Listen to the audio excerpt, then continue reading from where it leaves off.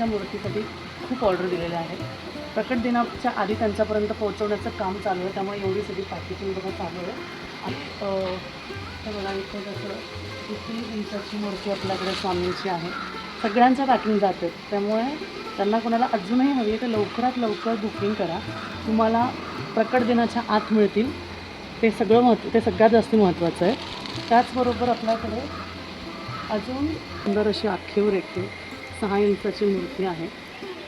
एकदम सुंदर आहे, खूप सुंदर आहे. सगळ्याची पॅकिंगचं काम चालू आहे. आणि अशाच पद्धतीने सगळ्यांना ज्यांना कोणाला स्वामींच्या मूर्त्या हव्या आहेत आपण सगळं व्यवस्थित बघून देतो आहे, सगळ्यांना पॅकिंग करून देतो आहे, सगळ्यांना घरपोच देत आहोत. तर बघा सगळ्यांचं जे काही ऑर्डर आहे ती सगळी जात आहे. पण आता सगळ्यात महत्त्वाचं बघा, स्वामींचा प्रकट दिन जो आहे तो खूप जवळ आलेला आहे. त्यामुळे अजूनही तुम्ही जर का स्वामींची मूर्ती आपल्याकडे बुक केली नसेल तर लवकरात लवकर तुम्ही तुमची आवडती मूर्ती बुक करावी. आणि अगदीच तुम्हाला आपल्या इथे येऊन घ्यायचं असेल तर 100% तुम्ही वरती दिलेल्या नंबरवर कॉन्टॅक्ट करू शकता आणि तुम्हाला हवी ती मूर्ती तुम्ही नक्कीच घेऊन जाऊ शकता. म्हणजे स्वामींना आपल्या घरी नक्कीच घेऊन जाऊ शकता.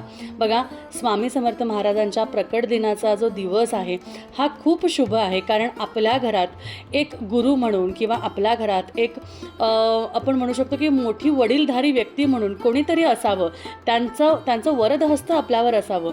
आणि त्याचबरोबर स्वामी जेव्हा आपल्या घरात येतात तेव्हा एक नवीन शक्ती, त्याचबरोबर आपल्या घरात एक विशेष असं आपण म्हणतो ना की एक वेगळीच ऊर्जा तयार होते. त्यामुळे बघा अजूनही वेळ गेलेली नाही आहे. लवकरात लवकर स्वामींच्या प्रकट दिनानिमित्त तुम्ही तुमच्या घरात सुद्धा आपल्याकडे अवेलेबल असणाऱ्या 3 इंच, 4 इंच, 6 इंच, 11 इंच अशा मूर्त्या लवकरात लवकर बुक करून मागून घेऊ शकता. आपण पूर्ण पुण्यात काय, अगदी महाराष्ट्रभर काय, भारतभर काय, त्याच्या बाहेरही मूर्त्या पोहोचवलेल्या आहेत. त्यामुळे जोमाने काम चालू आहे.